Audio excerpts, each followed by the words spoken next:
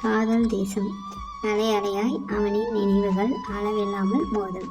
அதில் சிக்கியே அழுகிய இதயம் அன்பால் கரையும். இரவும் பகலும் அவனையே நினைக்கும், இடைவிடாமல் பேச துடிக்கும். குளிருக்கு போர்வையாக, வெப்பத்திற்கு நிழலாக வருவான் உறவாட காதலாக. உறங்க நினைவாக, எழுத கவிதையாக வருவான். அவன் பாடலில் உறங்குவதும் ஒரு சுகம்தான். கவிதைக்கு சுவையாகவும் கனவுக்கு உருவமாகவும் வருவான். அவன் முகத்தில் முரட்டுத்தேனி இதயத்திற்கு என் இசை ராகம். இதயம் இசைப்பது அவனின் கீதத்தை.